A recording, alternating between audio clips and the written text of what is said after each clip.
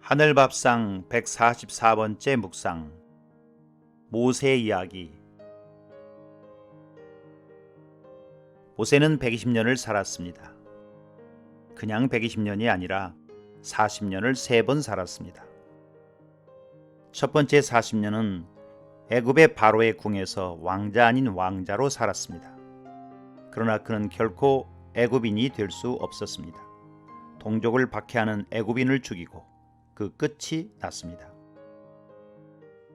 두 번째 40년은 미디안 광야에서 장인 이드로의 양을 치며 살았습니다. 그는 그 40년 동안 자기 양을 소유한 적이 없습니다. 야곱이 바단 아람에서 삼촌 라반의 양을 20년간 치고 거부가 된 것과 비교가 됩니다. 그는 무엇을 기대하며 살았을까요? 세 번째 40년은 잘 아시는 것처럼 이스라엘의 인도자로 광야에서 살았습니다. 모세는 광야의 척박함도 이겨내야 했지만 자기 백성의 끝없는 불신앙 때문에 긴장하며 살았습니다. 그는 줄곧 젖과 꿀이 흐르는 가나안을 노래하였지만 정작 자기는 그 땅에 들어가지 못했습니다. 다르게 볼까요? 모세는 남자아이는 나일강의 악어밥이 되어야 하는 절망적인 상황에서 태어났습니다. 그러나 모세는 하나님을 두려워하는 부모에게서 태어났고 바로의 공주의 아들이 됐습니다. 그 드라마틱한 역사는 하나님의 역사입니다.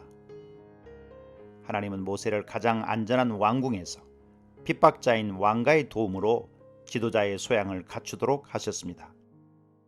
요셉은 사랑받는 아들에서 노예로 전락하여 왕의 감옥에서 연단을 받았지만 모세는 노예의 아들로 태어나 왕가에서 길려움을 받았습니다. 둘 다 하나님이 하신 일입니다. 여러분은 어떻습니까? 지금에 이르도록 어떤 과정을 밟았나요? 한번 돌아보시며 하나님의 손길을 발견하는 것도 좋은 일입니다. 미디안에서의 모세의 삶은 오늘을 사는 우리에게는 별로 환영받지 못하는 것입니다. 삶의 터전이 미디안 광야인 것이 그렇고 목자라는 직업도 그렇고 자기 양도 소유하지 않은 것도 그렇습니다. 자식 교육도 별로 신경 쓰지 못한 것도 그렇습니다. 모세의 아내가 당신은 피남편이라고 했습니다. 모세는 그 40년 동안 무엇을 했나요? 모세는 애굽으로 돌아가 자기 백성을 구출할 의지도 계획도 없었습니다. 그는 애굽으로 가서 내 백성을 구원하라는 하나님의 명령을 한사코 거절했습니다. 미디안의 모세는 절망 그 자체입니다. 자기를 돌아보니 노예 민족인 히브리인이요 살인자요 망명자일 뿐이었습니다. 모세는 바로의 궁에 지난 40년을 미디안 광야에 모두 묻어버렸습니다. 바울이 교회를 핍박하여 스데반을 죽이고도 모자라 다메섹까지 가다가 예수님을 만나고 아라비아 광야로 들어가 3년을 지낸 것을 생각나게 합니다.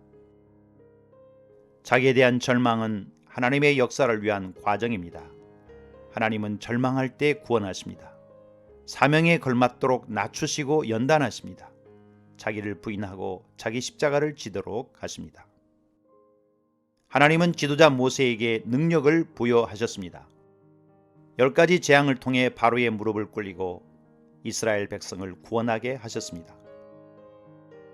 그는 하나님의 능력의 종이었고 백성들에게는 절대적인 지도자였습니다. 하나님의 율법을 수여받았고 성막과 그 제도를 세웠습니다. 창세기부터 신명기까지 모세 오경을 기록했습니다. 그는 200만이 넘는 사람들을 모압 평지에 이르도록 인도하였습니다. 그의 죽음은 늙고 병들어서가 아니라 사명을 마쳤기 때문입니다. 모세는 하나님이 나 같은 선지자를 보내실 것을 예언했습니다. 자신과 자신의 사역을 통해 예수 그리스도와 그 구원을 예표한 것입니다. 모세는 인생이 70이요 강건하면 80이라고 했지만 사명 때문에 120년을 살았습니다. 우리는 어느 지점에 있나요? 양육과 배움의 과정이든 자기 절망의 연단의 과정이든 능력으로 사명을 감당하는 과정이든 다 하나님이 우리와 함께 하십니다. 하나님이 하십니다. 내 남은 날을 계수할 줄 아는 지혜를 받아 하나님의 손에 붙들려 사명을 위해 살 것입니다. 주님, 제 삶은 어디쯤 왔나요? 오직 주님을 신뢰하나이다. 오늘도 하삼 양문지기 고재윤 목사.